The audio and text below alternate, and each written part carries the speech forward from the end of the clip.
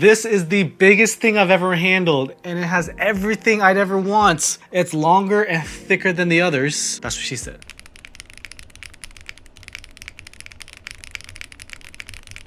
This is the zoom98 and it's covering the entire screen. If you want nearly every key in your custom keyboard, but still want RGB, screen, and the other fun features, this is the way to go. This thing is massive and the SiGo implementation is wild. It's honestly the best I've ever seen. Let's get into it. This video is not sponsored, but I am an affiliate of Melitrix. As always, I will be as objective as possible. I can't really hold this with one hand, but I'll try. I like what Melitrix is doing with their Zoom series as they compete 1v1 with QK in trying to provide high quality budget keyboards for the masses and the enthusiasts. The Zoom 65 package that they released 2 years ago was revolutionary, as it was great quality, all in one with switches and keycaps at $189. Bare bones, without the switches and keycaps, if you want to customize it yourself, it was only $159. This was crazy. For this board, let's just start with the main focus, the price.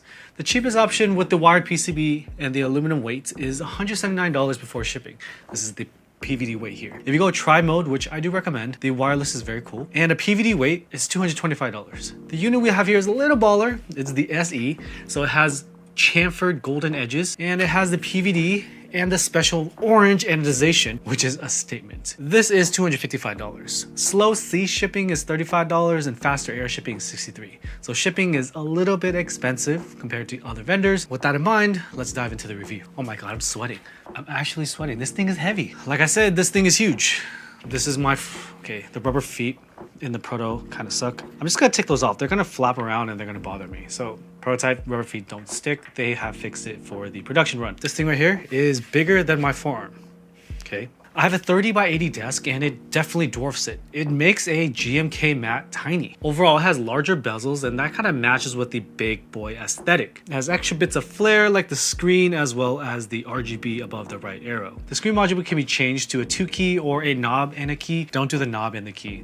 It's ugly because the knob has a square around it and it just really breaks the flow. For the tri-mode PCB, which this has, which is why it's on, you get default screen, and screen is the way to go, honestly. If you don't want a screen, why are you buying a Zoom? And the wired option that was cheaper, that has the 2 keys as default. Looking at the side profile, this thing is gigantor. Look at how huge that is. That's not any optical illusion. This is a 22mm front height and 7.7 degree angle. So by the time it gets to the back, it's huge. And that's a complaint of the Zoom 75 as well. So this is not a low front height board. It's tolerable, but it is my favorite. So if I had the choice, I wouldn't go for this front height. For here, I have the PVD gold weight. Fingerprinty as hell, gold, orange. This is just obnoxious and I love it. It has a telescope design, which is part of the Zoom DNA, but I never really jived with it. The full 98% layout gives you the full numpad and 2U0, which is good for you accountants. 1U0 sucks. No one likes it. The navigation is a little odd with the 4 above the arrows, but at least it visually lines up with the screen. In terms of symmetry, it's pretty symmetrical with the 6.25U layout. There is no 7U layout option, but you can do split spacebar if you want, but split spacebar is kind of ugly. I know it's functional, but it's ugly. My favorite design aspect of this board is the freaking side glow. Look how bright that is pointing directly at my studio light.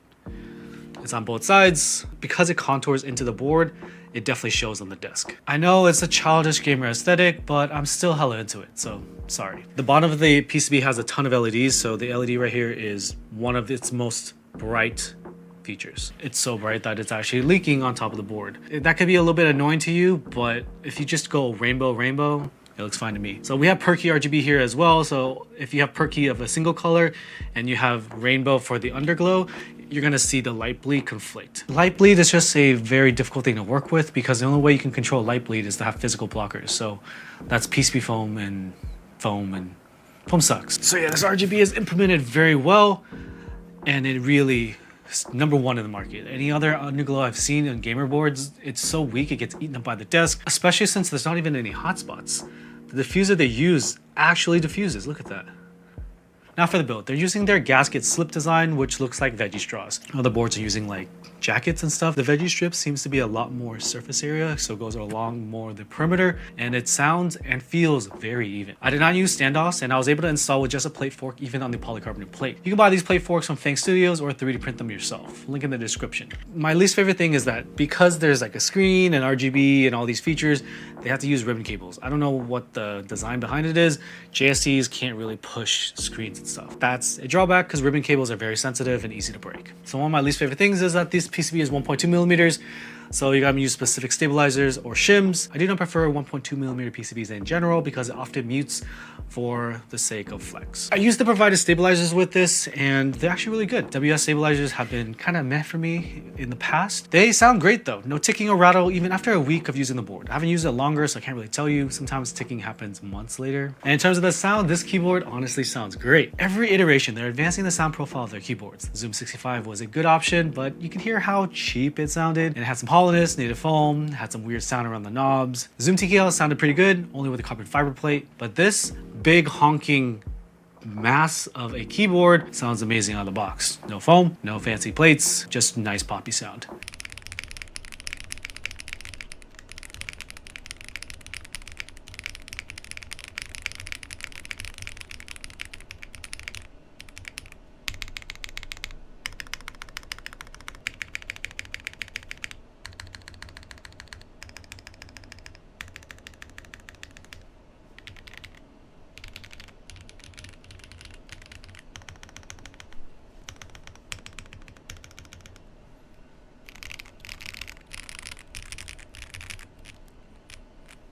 I did, however, use long pole switches, which kind of cheats the sound, reduces hollowness if it ever exists. Gateron Raw. The latest run of factory looping of long pole Gateron switches is amazing. Like, Gateron's coming out with bangers these days. It's really hard to go wrong with any Gateron switch. Factory looping on the Gateron Raws is pretty damn solid.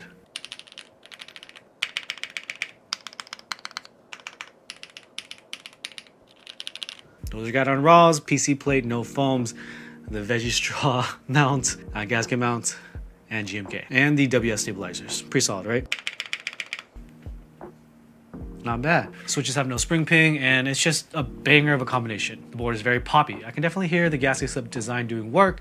It doesn't necessarily make the board sound too foamy, which I kind of feel when we moved away from pour-on gasket to the silicone gaskets, kind of sounded like a little bit tapey, a little bit too gaskety, but I think the veggie straw kind of slip gasket mount feels better at least.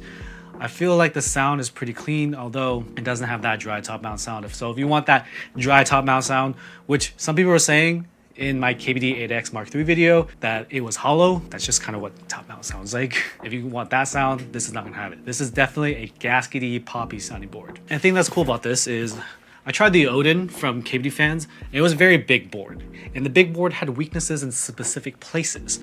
Here, I don't hear weaknesses in the corners. The corners was where it sounded hollow and it sounded like it needed foam in the Odin. And Odin's also a full 98%. If you hear, good, good, good, good. Like, the four corners sound solid, and that's all I can really ask for this big board, because it's kind of a waste to have big mass and you end up having hollowness and need foam anyway. As for the screen and tri mode, the Bluetooth is very reliable. If you use this to game, you're an absolute mad lad because it's so big. So I'm not really gonna bother testing it. I didn't really feel any latency issues with my typing test. Gaming with something this big is kind of crazy. I barely had any mouse space when I was using it for work. It felt really awkward. In terms of customization of the screen, the app is live now. I had to download off the Metallitrix website, and I got a little Charizard GIF.